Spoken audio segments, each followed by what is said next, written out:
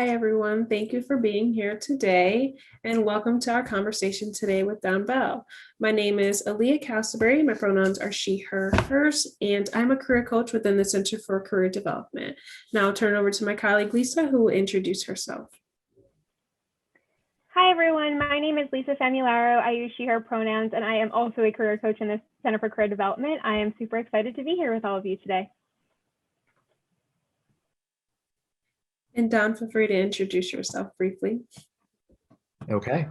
Well, good afternoon, everyone. My name is Don Bell. I use he, him pronouns, and I am honored to be here with you today talking a bit about my career path.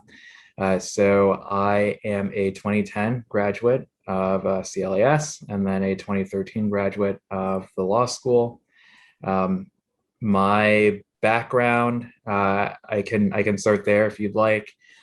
So I was born and raised in Connecticut in East Hartford.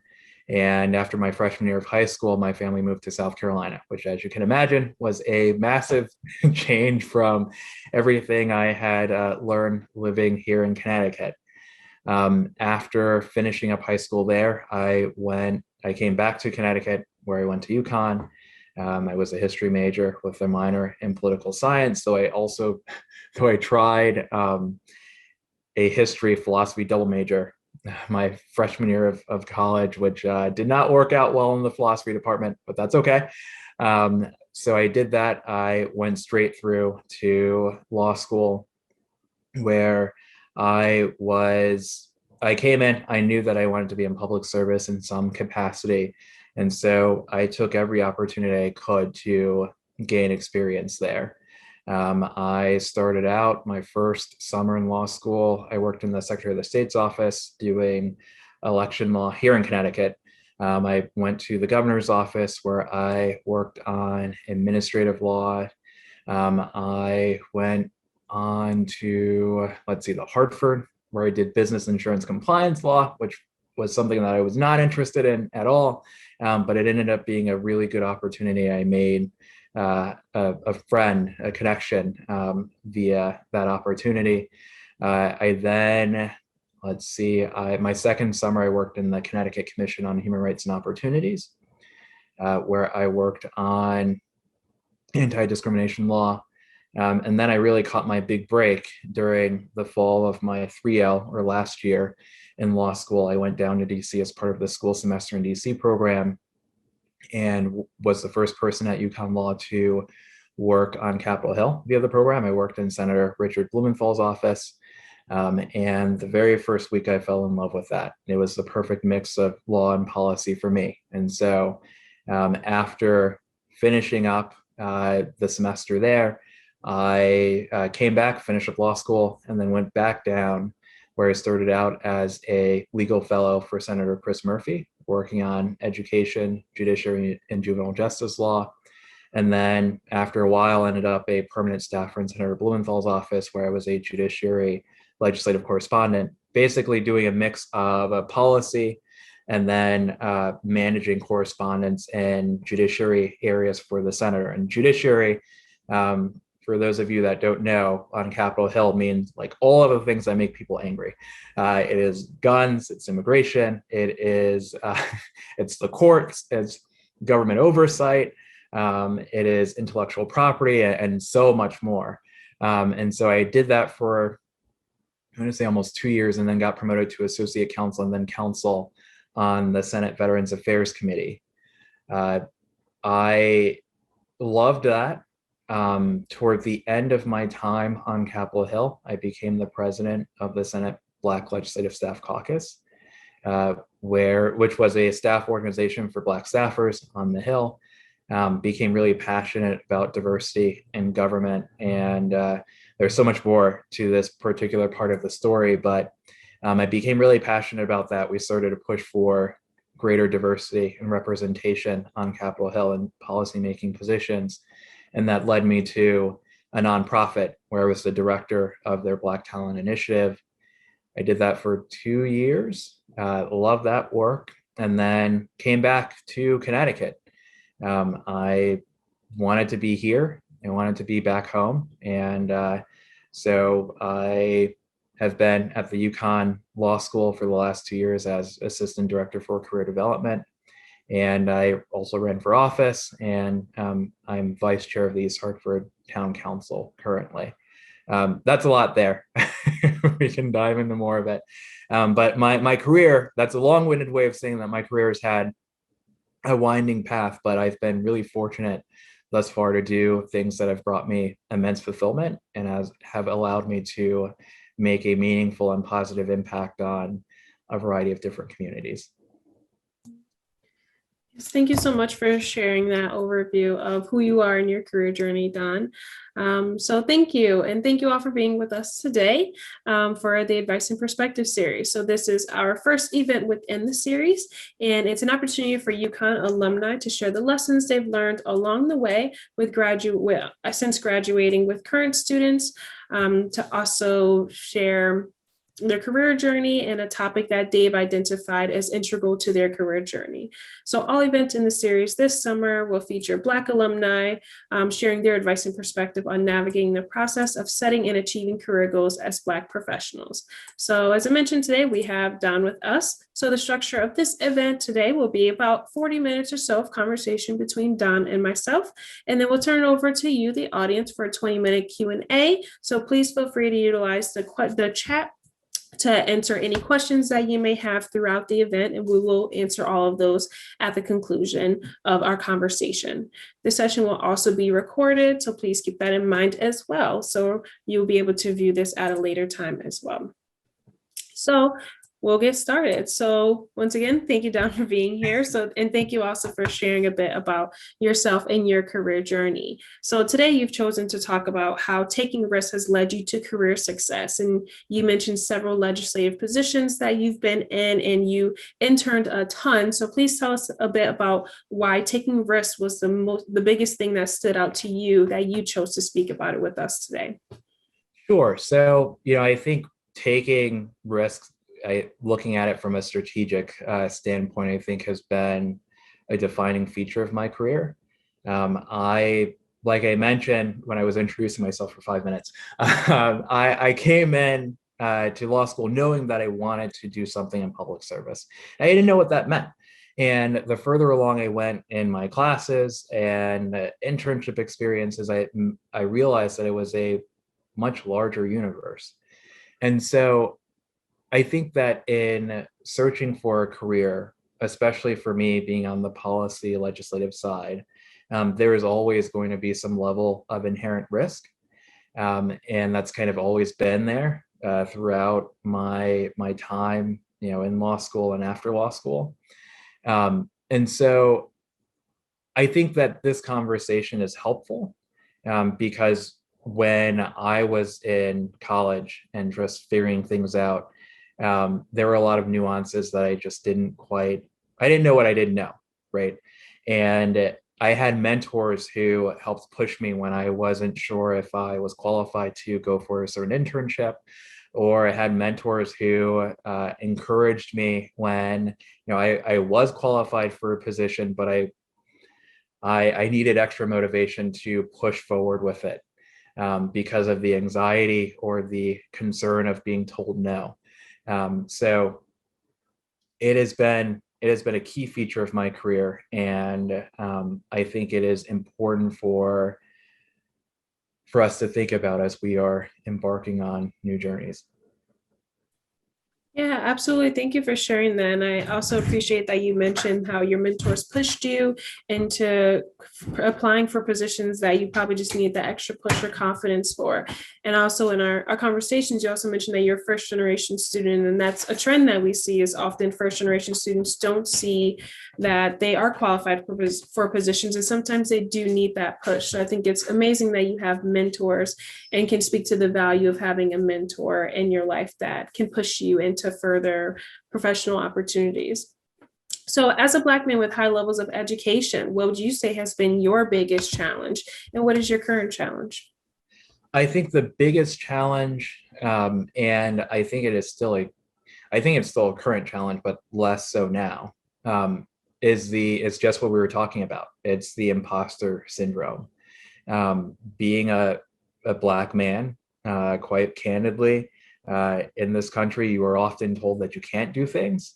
The road is not a straight line ever. It is much more winding, a lot more pitfalls and obstacles.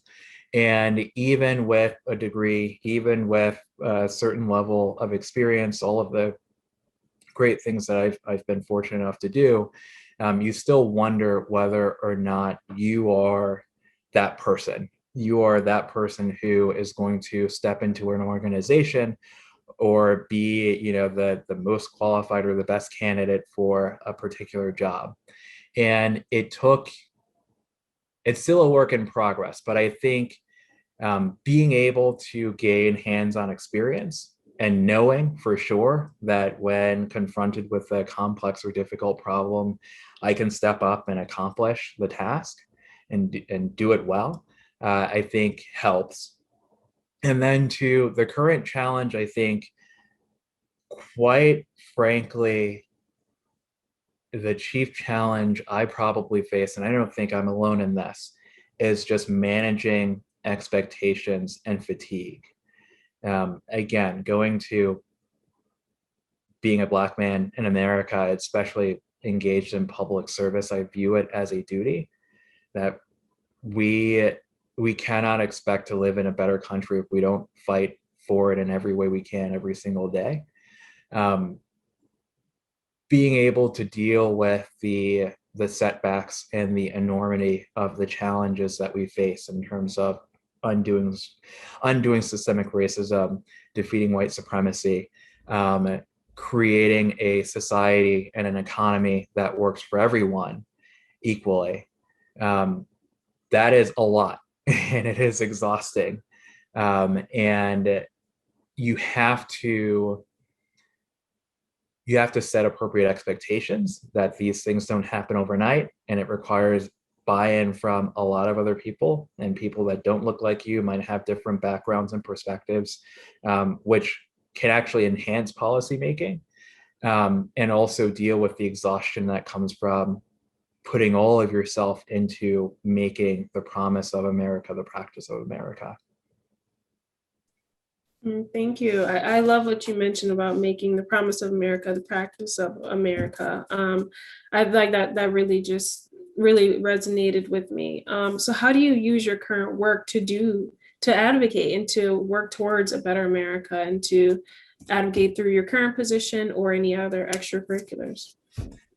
Yeah, so the further along in time I've progressed. There are more branches. So back in the day, it was just, being in the Senate and doing that work, and that was the way that you created an impact. Now I work at the law school, and so I do it at the law school by being a member of the Diversity, Equity, and Belonging committee, which is new. I do it by counseling students and talking to public interest, public service minded students about the value of taking on the work of bettering our communities. But I also have this job as vice chair of the town council, where I actually get to make policy that has a meaningful and positive impact on this community of 50,000.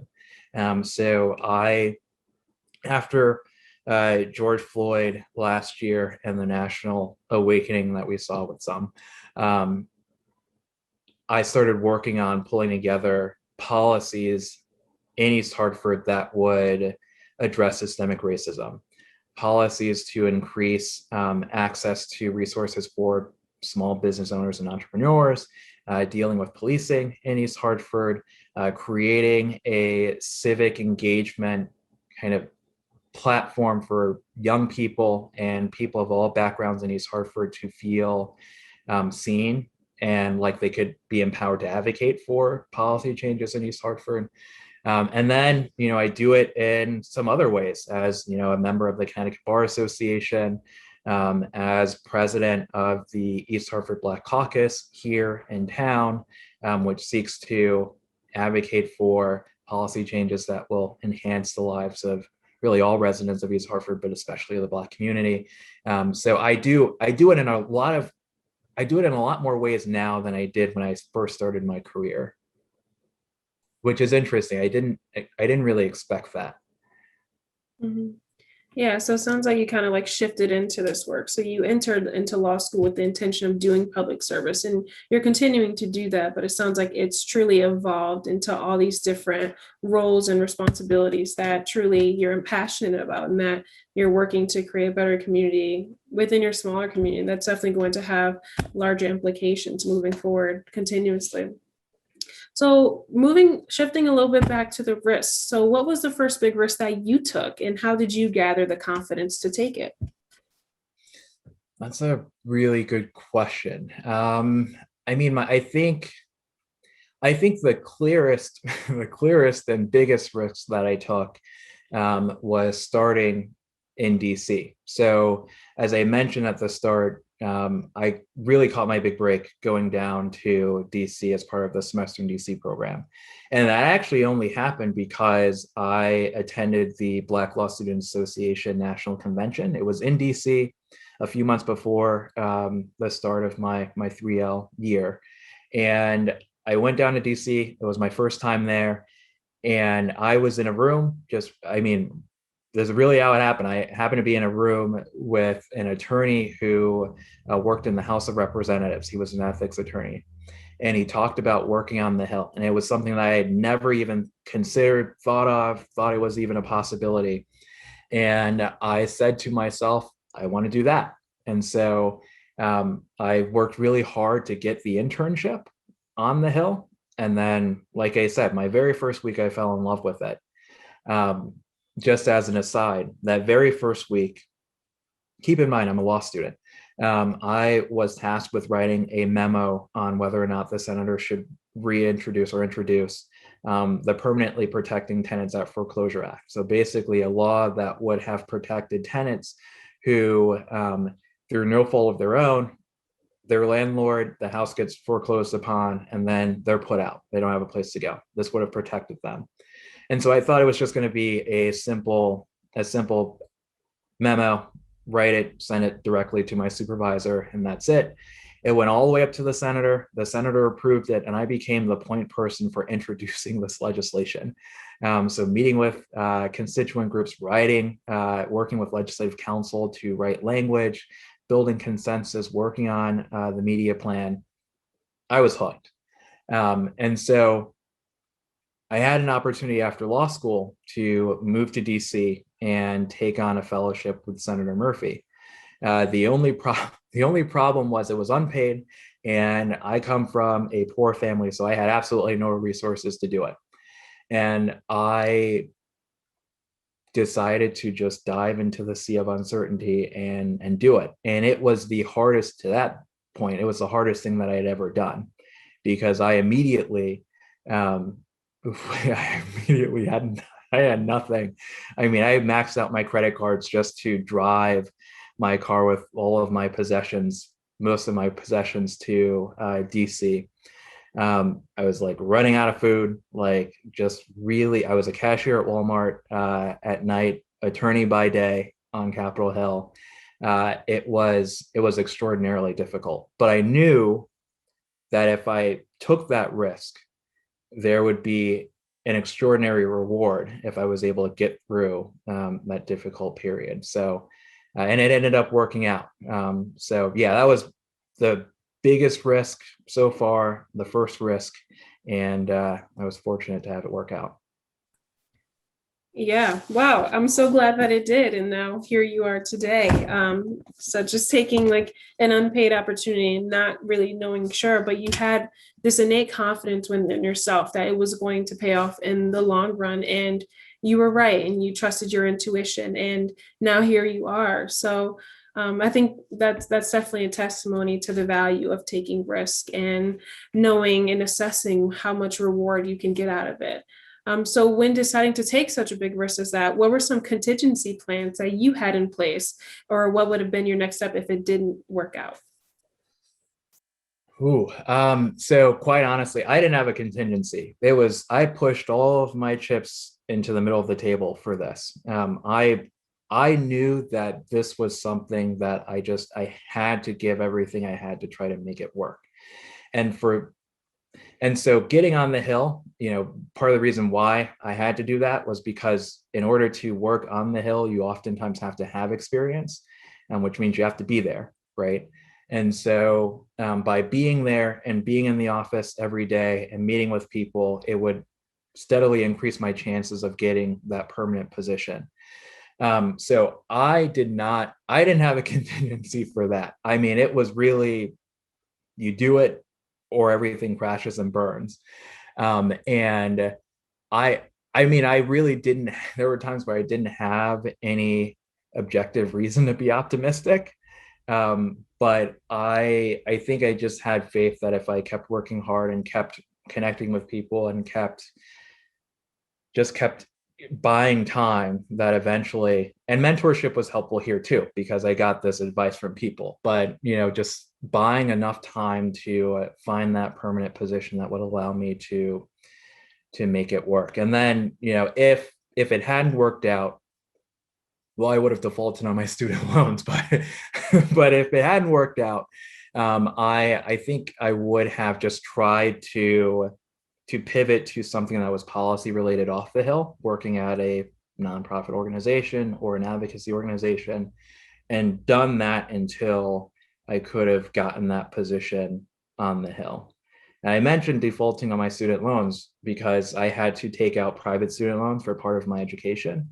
And by the time when I started my permanent job, I was 2 weeks away from defaulting on my student loans with them. I was really that close. So I mean it when I say I had all my chips on in the middle of the table.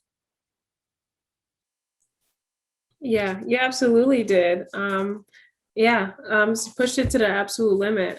So how has the way you factor risk taking affected the way you approach career decisions? So it has evolved since then. There are very few things that I would put all my chips in the middle of the table for now. And that's just a product of having more experience. And I think recognizing that there are a whole lot of pathways to get to where you want to be. So when I assess risk in the career context, I am constantly thinking about my long-term end, right? There's like the fundamental piece, the fundamental goal is to bring fulfillment in whatever it is I do. I want to feel fulfilled, which means I want to help people. So if I'm not helping people at the end of the day, I'm not going to do it. It's not worth the risk. And then with regard to kind of the long-term trajectory, I think it is, how does a particular opportunity fit into the person that I am? And looking at it from the kind of professional political context, the person that I aim to be long term. So for me, I'm in politics. I plan on running for other things in the future. Will an opportunity allow me to gain the experience that will make me an effective X one day? And so if that opportunity will, then it's more worth the risk. If it doesn't, then I'm less inclined to take that risk, if that makes sense. Yeah, that makes perfect sense. So you kind of approach decisions from a value mindset, but also like, who are you presently and who do you want to be? And you kind of use that three-pronged approach to decide how you're going to move forward. Right. And I think it is hard. It's hard, but I think it gets easier with time because you get to know yourself more. I think you should always be in tune with not just who you are now, but who you want to be.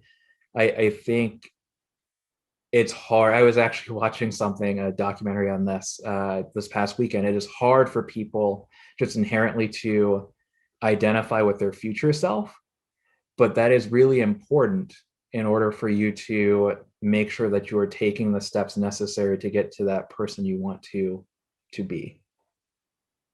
Mm-hmm.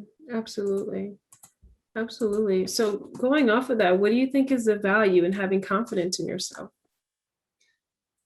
So I think it's one of those things where confidence is both overrated and underrated.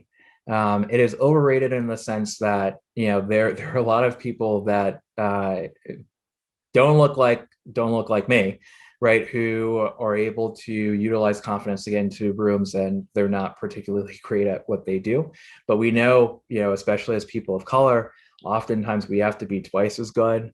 We have to be able to address any question, answer any challenge, overcome any challenge, and so I'm just trying to get back to the question. Do you mind repeating it again? I'm sorry. No, no worries at all. I asked, what do you believe is the value in having confidence in yourself? Right. Thank you. So it is overrated in the sense that confidence alone won't get you to where you want to be. It won't make you successful in itself. It is underrated in the sense that it seems like a small thing, but it's really hard to accomplish your goals personally or professionally if you don't have the inner confidence or people on the outside pushing you or kind of lifting you up, to feel confident that you can get to where you want to be. And so for me, the value of confidence, it's essential, right? But it's not the only piece of the puzzle. So for me, I was kind of confident by the necessity of the moment, right? I was either going to succeed or crash and burn trying to get a job on the hill. So that adds a level of pressure. But I had mentors that could lift me up and provide information that made me not just blindly confident, but confident based on some tangible skill that I had developed or a tangible piece of information that I could execute upon. So I think that the confidence piece is important, but it's only one piece at the end of the day. Yeah, thank you. And I think that's also a trend that we've been seeing in our journey and career development surveys, the value of having mentors and really just having an external force to kind of reinforce that confidence within you. But definitely makes sense that it's a multiple step process, and it's not enough to just have confidence. You got to have a little bit more than that. So I will tell you, one of the challenges that I see in my job at UConn Law is I have students that come in and they don't really have the confidence to apply for that job or go to that networking event. And it's really important for all of you to remember that none of us really come at this from the position that we end at, right? We come at this from kind of, we start at it with a new person's perspective. We don't have that experience.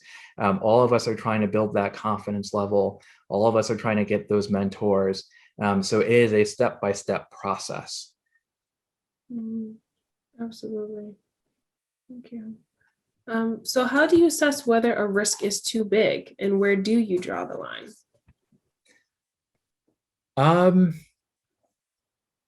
I wonder if there is a risk that's too big. I think the older I get, and I'm not that much older than many of you, I'm 31. It is different now than it was when I was in my 20s because I'm getting married. I hope to have a family. So, there are things that I probably wouldn't do. So I wouldn't take an unpaid job now, right? Like I have experience and so I wouldn't do something like that. But if it were an opportunity where I might do a job that's really taxing for a year or two, but I know that in the long term kind of trajectory of where I want to be, it will allow me to get an even better job that has a better work-life balance or something like that. That's a risk that I'd probably be willing to take. I think values, like you had mentioned earlier, I think that that's a key component of it. And now what the contingencies are if I am unsuccessful. And to be clear, failure is not a bad thing.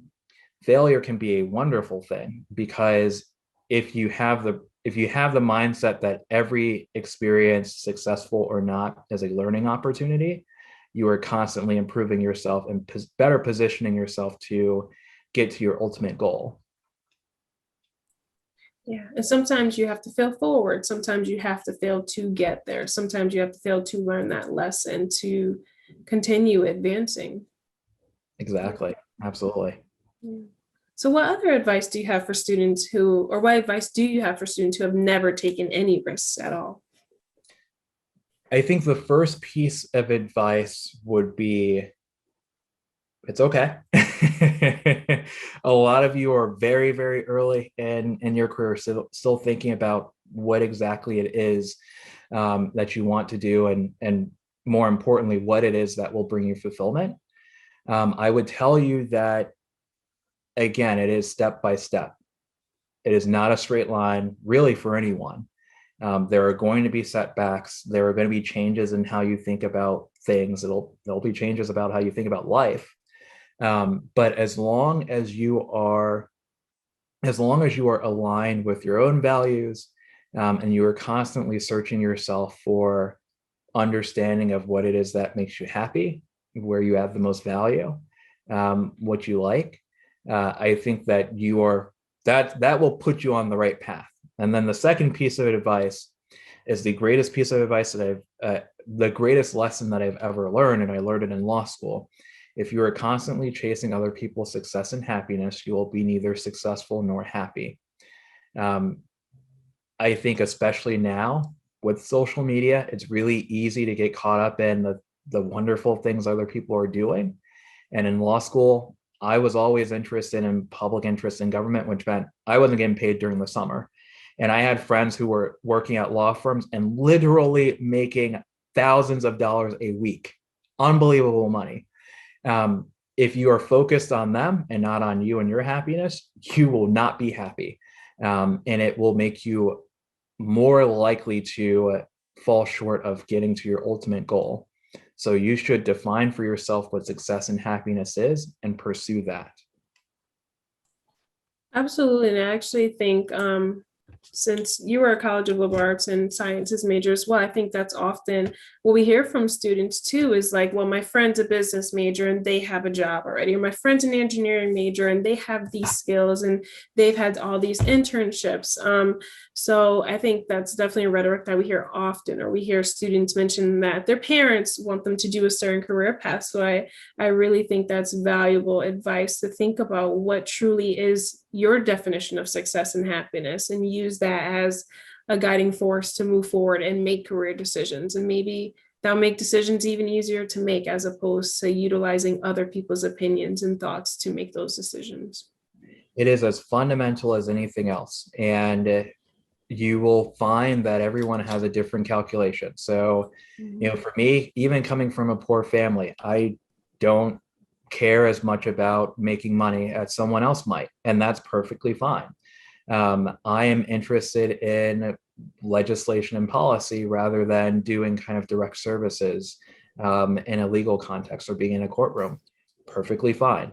You have to know what is going to, whenever you wake up in the morning, you're going to wake up with a spring in your step because you are doing something that makes you happy.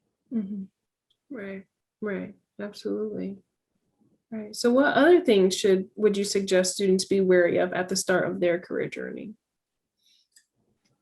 Yeah, I think that looking toward other people is one. I think another thing is, I know we're talking about risk taking and confidence, but having overconfidence. You should come to your space with a level of humility.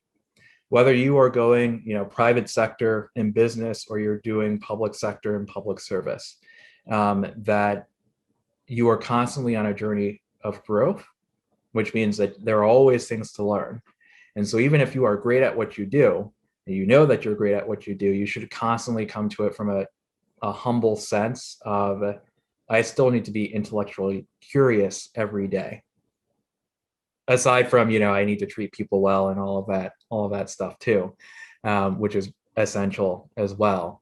And then with regard to that, mentors can be wonderful.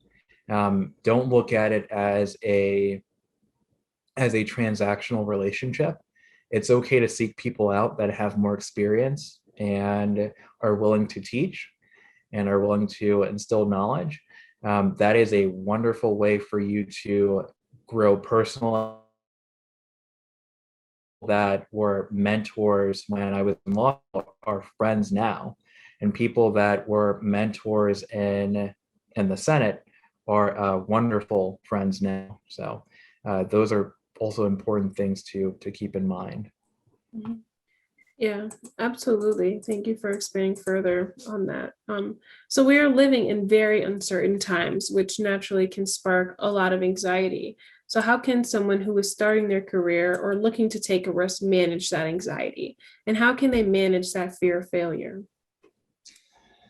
So managing anxiety, I mean, I think we all experience it, especially given how uncertain things are. I think it is really important.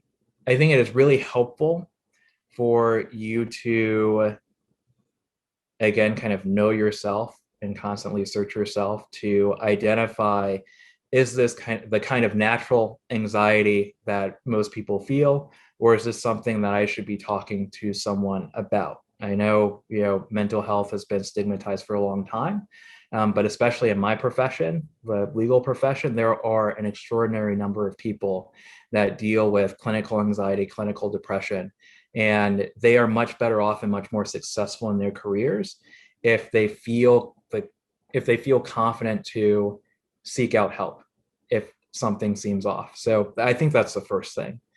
I think dealing with kind of the typical stress of trying to find a job, the best way to stave off a lot of that stress is to have a plan, have a process.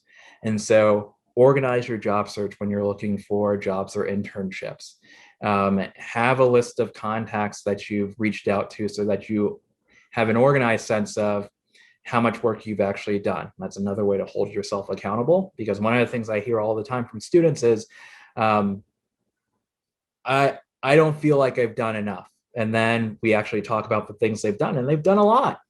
And it's just, you planted the seed, you got to give it time to grow, right? So being organized in that regard, I think, can be really helpful in managing anxiety. And then for dealing with fear, again, normal. I mean, I'm terrified a lot of the time when I'm trying something new, quite honestly. But I look at it, like I said earlier, from the perspective of every opportunity is an opportunity to learn and get better. Just a quick story: when I first worked on the Hill as that intern, as part of the semester in DC program, I wrote another memo, and I thought it was everything that the supervisor wanted. And when he gave it back to me, like literally everything was in red but my name.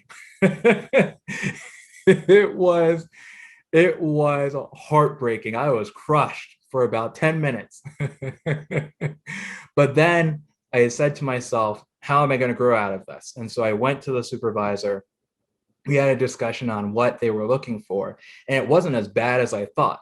I wasn't writing in the senator's voice, which is something I wouldn't have known anything about that. I would have just seen it as he hates my writing. But there was an opportunity to get better at it. And so coming into it from that perspective, rather than being crushed by every setback, I think is really helpful in managing the fear. Yeah, absolutely. Because then you're looking at it from a growth mindset as opposed to like, I am a failure. This is who I am. You're kind of able to remove yourself from the action and be able to actually hear that feedback and use it to improve and grow. Absolutely. I don't tell this story often, but when I worked in the Senate, I had a different assignment with a different person on the staff, and it was an absolute disaster. It was right before the Thanksgiving break. And so there was really no time to actually, their personality wasn't really, didn't really lend itself to having those kinds of conversations to begin with. But it was a real failure. Like, they were not, I just did not do a good job in their eyes. And because years later I kept growing and being better, they were one of the key people that wanted to hire me for a permanent position later on in a different office. So it can come full circle. What happens in that particular moment does not necessarily define you. Mhm. Absolutely. Absolutely. Thank you. So we're going to transition in a minute to our Q&A, but as a side note to our conversation about risk taking, can you tell us a little bit more about the photo behind you? Yes, I can. So this is Hurricane Laura.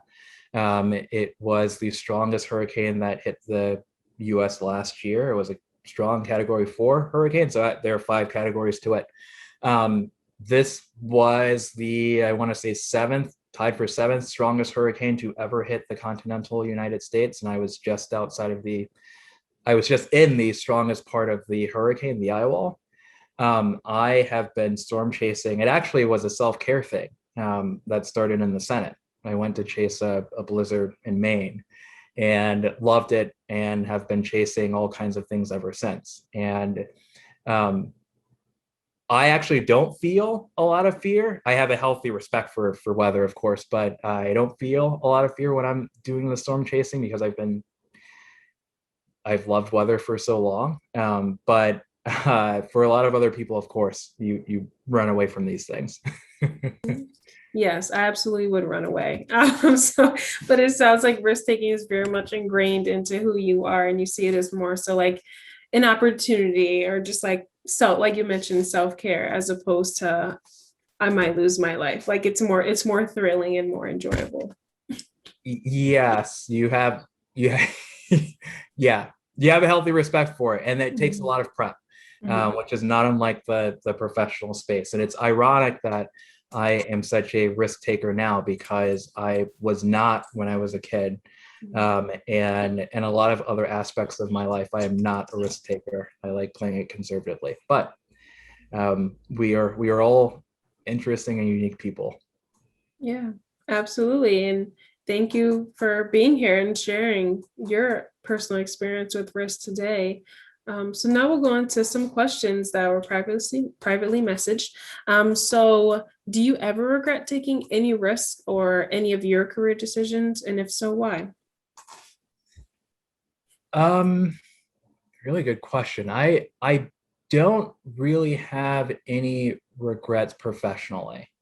I certainly have taken some big risks. Now, if I didn't get that permanent job on the Hill, again, I would have defaulted on my student loans, and I probably would have had some regrets there. But I look at all of this from the perspective of time. We only get a finite amount of time, and I would like to use my time knowing that I did everything I possibly could to live life on my terms. And if things don't work out, they don't work out. But at least I know that I did everything I could. So I don't really have a lot of regrets there. The regrets that I do have come from like not having all of the information and knowing things that would have made the journey a little bit easier. But we don't always get a choice in when we learn things. Right, right. More so just about taking that and using that to move forward now. Right. So what were some of the best books that have helped you along the way? Good question. So I have some books over here. I love Leadership in Turbulent Times. I think that's a great book. I love history nonfiction. A few years ago, I read the Washington biography. I will tell you though, I love documentaries, particularly American Experience. So when I was struggling to survive as that unpaid fellow, I was in a room. I literally lived in a room that was the size of a bathroom. And I would just watch American Experience documentaries on historical figures. And that probably did more for me than basically anything else in terms of providing confidence, because you see, again, a lot of people start from nothing and they kind of go step by step until they get to where they want to be. Mm-hmm. Yeah, I remember in our conversation you mentioned just remembering that everyone started from the beginning. People aren't where they are for no reason, or they weren't just placed in their current position. Um, so yeah, thank you. So is there a distinction between risks you would be willing to take yourself and risks you would advise students to take or not to take? That's another good question. So I think the distinction would be based on the experience level. So again, and I see this a lot with law students. I hate the idea that people don't get paid for the work that they do. I think it's terrible. I think it's a poor reflection on society. Um, and coming from a poor family, I know the cost of that, right? Especially when you're the first or the only to do something in your family. Um, but I think early on, depending on the opportunity, doing something unpaid can be a wonderful long-term investment. So that's the kind of thing where, because you have less experience, I would probably recommend taking that risk if you think it's right for you. I think when you're further along in your career, there might be things that I'm willing to do, like go to an environment that, you're working a lot of hours a week, or you don't have the same kind of work-life balance, or you're willing to take a pay cut because it furthers the long-term goal that I might not necessarily give that blanket advice to other people based on kind of where they are in life. So I think the experience level and where you are in life, whether you can afford to take those kinds of risks, especially if they're financial, I think that's where there might be a distinction. I hope that answers the question. Yeah, I definitely think so. Yeah, I think so. So what should someone know about working on the Hill, specifically things that they may not expect? Um, you don't get paid much. My first job, when I got the permanent job, it was $38,000 a year or something like that. So it wasn't a lot living in DC. And I think that's one of the reasons why the place has a lot of young people, because young people can just, not really, but they can do that. They don't have generally, they don't have the car or the family or the house that they're paying for. The other thing is that it is an extraordinarily dynamic place. And even though I would not go back, I loved it. It was phenomenal. You will go in and literally you can think you're working on something, and then something breaks on CNN, and then that's the rest of your day.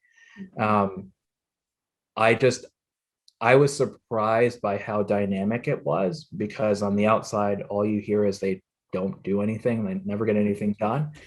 But there's a ton of stuff that's happening all the time, and I think that's been a characteristic of my entire career working in dynamic places. So that's one of the things that was surprising to me. Mhm.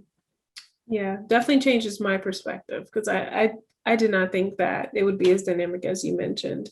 So yeah. So did you experience any family pressure about taking risks, especially when it came to finances? I didn't actually. My parents have always been supportive. The only thing there are two things they told me: get as much education as you can, and never go into criminal law. And I never had an interest in criminal law, so I wasn't going to do that. They were always supportive, and I think that made it a lot easier for me. But even if my parents were put on pressure for me to make more money, I still have to live my life and run my race at the end of the day. So I would have, I mean, just given my own personality, I would have kept on doing what I've been doing. Mhm. But I understand that it's very tough for a lot of people. Absolutely. So how did you initiate relationships with your mentors and what do they look like on a day-to-day basis? So it's really simple. And you wouldn't really think of it at the time. So some of it is when I started in law school, whenever there was a networking event, I tried to show up, because giving myself credit for a second, I knew that if people don't know you exist, you can't learn from anything from them, and they can't be helpful to you. So I showed up, I let people know who I was, what I was interested in, and I just kind of happened to connect with people because they saw me multiple times come and just ask questions, not from a I need to know how to get a job kind of perspective, but just like how do you do what you do? Like, what do you find interesting about your job? What are the challenges in your job? Where do you see yourself, now that you're in your career? Like, engaging questions to other people creates the kind of environment for them to be engaging with you. And so that was helpful when I was in law school. And then when I got to the Hill, I really just, as I met people and I found them interesting and their stories interesting, I asked to grab a cup of coffee. I drink no coffee. I've never liked coffee. So I always get tea, but because, that's the lingo, I say, we grab coffee and I just ask questions and listen and learn from them. And I think those relationships evolved into friendships because we went from mentor-mentee to colleagues. They would call me up if they wanted me to push Senator Blumenthal to get their boss on a bill, right? To co-sponsor or to show up to an event. And once you have that colleague relationship, then you push to becoming friends. And so it's one of those things that just evolves over time.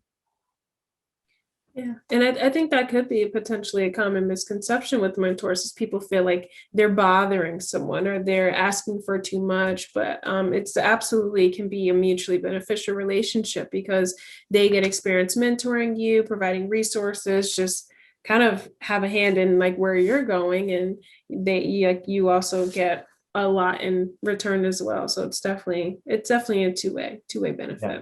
If I just add a quick story for this, because I was just thinking of what you were saying, and it's so true. So when I started on the Hill, I was like in my 20s, and I met with a senior person who worked in then Senator Harris's office. And kind of what I was saying, just grabbing coffee, listening, became friends. They became an advisor.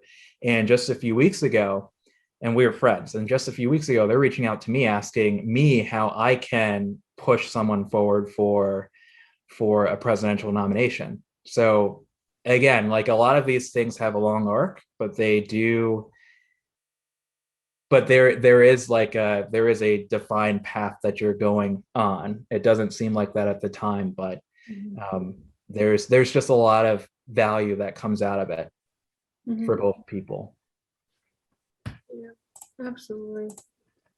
You're sharing so many good nuggets of information. So thank you. So are there any resources you recommend for someone preparing for the bar? The bar exam or the LSAT? Bar exam. Okay, so if you are preparing for the bar exam, the biggest and most important piece of advice I would give is take a course. Do not do self-study. It is costly, but it is worth it for sure. So for me, after you graduate from law school, usually you will have signed up for a class or something, but it's like a private kind of company. I use Barbary, and it's like they kind of guide you through all of the topics that you need to learn for the bar exam. And it is a lot of work. It is a ton of work, but it is worthwhile. And I say do a course rather than self-study because I think you absolutely need to have a well-defined schedule, and you need to have a sense of accountability coming from someone that's not you, even if you are well-disciplined, just because that is one thing that you don't want to mess up. And even if you fail, you're fine, but you just don't want to leave the bar exam and say, I should have done this. Gotcha. Thank you. So couple more questions before we end. So you mentioned possible jobs that you might decline. Have you developed effective ways to say no?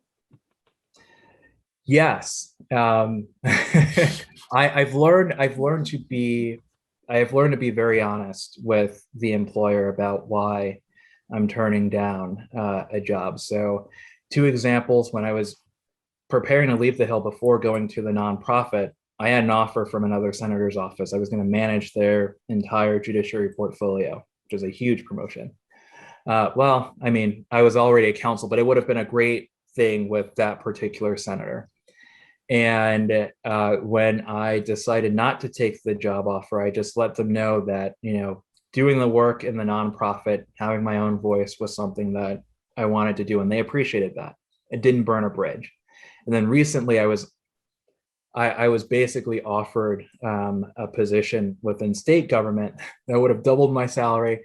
Talking about risk here, right? Would have been great financially, but I turned it down because it wasn't. I could have been fine at the job, but it wouldn't have brought me the fulfillment that I was looking for. And so that one's even more delicate because it's a senior person reaching out to you and offering you a job. But I just told them that wasn't something that fit what I was looking to do long term. It's a phenomenal opportunity, but it doesn't fit with what I'm looking to do right now. And they respected that. Yeah, that's great. Thank you so much for sharing this valuable feedback today. So if we want to stay in touch with you, are you open to that, and how can they contact you? Absolutely. I'm really here to be helpful. Anyone who is willing to reach out and just chat. So you can shoot me an email at donald.bell@uconn.edu, and I can probably field requests there and then move over to the private side of things with my personal email. But really, I am, yep, right there. So I'm always willing to talk to someone, be available. I'm not fancy at all. I'm perfectly fine with having an informal conversation and just giving you candid advice, and just being helpful. So please don't hesitate to reach out. Thank you so much for being with us today, Don. Really, really appreciate your time, your advice, and your perspective.